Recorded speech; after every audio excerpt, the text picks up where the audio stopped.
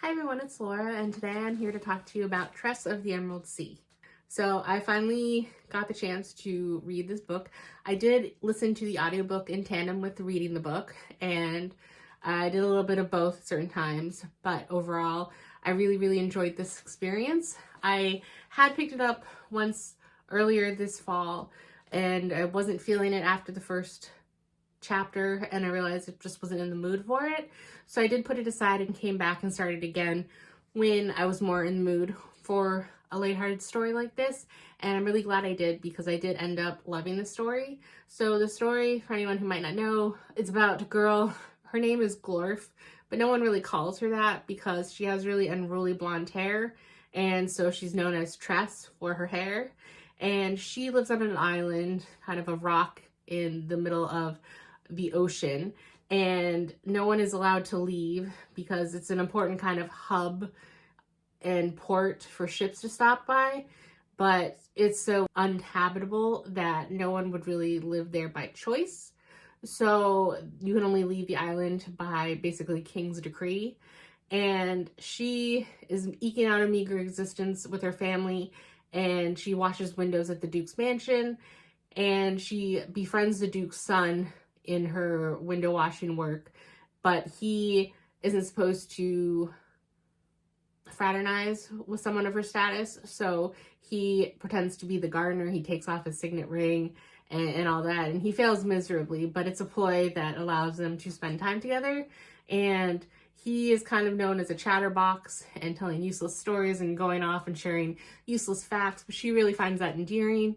And she likes to collect cups, and that's kind of become known to a lot of the sailors and other people that work on ships that come to the port. So they often bring her kind of exotic cups, and so she comes and she always shares when she has a new cup with Charlie, the Duke's son. And she also shares sometimes her new experiments of, what cheap ingredients could I buy at the market? And she'll create like a pot pie with seagull meat or something. And she'll share some of those baked goods with him too. And at the start of this story, she and him are about 16, I want to say. And they kind of have a moment where they realize that they feel more for each other, but they don't know how to act upon those feelings, because a romance between them basically isn't expected or acceptable. And unfortunately, the Duke decides to take Charlie away on a ship to search for a bride for him. And so they're going to go to other places in the world to find a suitable bride. And Charlie promises her that he'll send her a cup from every new place that he visits, and he will bore the pants off of any potential brides, and that he will come back to her. And so she tries not to put too much stock into that promise, but when cups and letters start arriving, it makes her happy. And then one day they stop, and all of a sudden the Duke comes back with his nephew that is now the new heir to the island. And she gets out of a soldier that her Charlie was captured by a sorceress, and that there's no chance for anyone to save him, because even the king and all his armies are scared of the sorceress. So she takes it upon herself to find a way off the island to go rescue Charlie. And she doesn't know what she's doing. And the oceans are not oceans that we know them of water. They have 12 moons on her world that basically kind of, I have a hard time picturing it, but they kind of like drip spores. And the oceans are made of spores. But the spores can't get wet because of the 12 different types of spores. They have different properties, and each of them, if they get wet, then something will happen, and they're very dangerous. And so like where she lives in the Emerald Sea, the green spores, for example, if they get a little wet, then they explosively grow vines. And so, no one wants to get any of them in their mouth, in your eye. Like if you sweat too much, like it's a scary thing.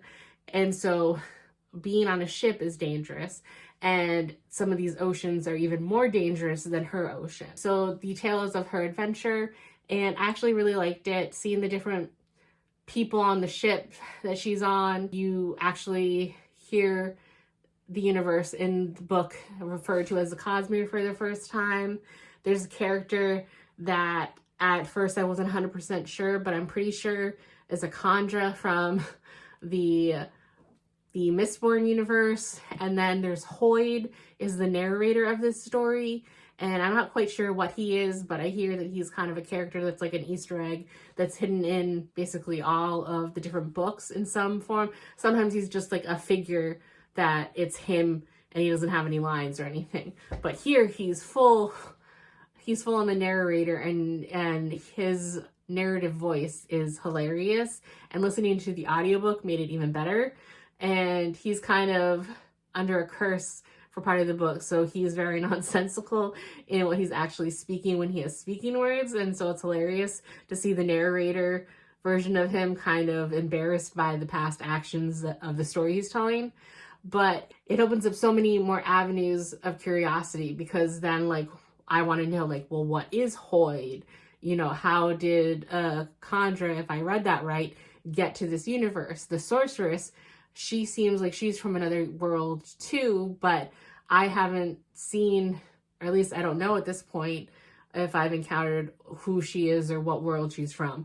And so it makes me even more curious to jump into other books in the Cosmere to see if I get those answers. And on top of that, just the story of such a kind-hearted girl going out into the world with all these people who are used to, you know, lying cutthroats, and she's just an honest to goodness, warm-hearted girl, and like no one takes her at face value, even despite whatever she's saying. And it's a lot of the characters in this book I really like. So I really, really enjoyed this book. It was a great time, and I gave it a 4.5. It wasn't perfect for me, not like some like the Mistborn books, but for what it was, it definitely gave me the cozy vibes. I've heard it described as a Princess Bride if Buttercup went after Wesley, and this did not disappoint. It kind of lived up to that, and I could definitely see myself coming back to this as kind of one of my go-to comfort reads in the future. So I'm really, really happy that I put this aside and I came back to it at a later date, because I did enjoy this a lot. So those are my thoughts on Tress of the Emerald Sea, and I will see you in the next video. Bye.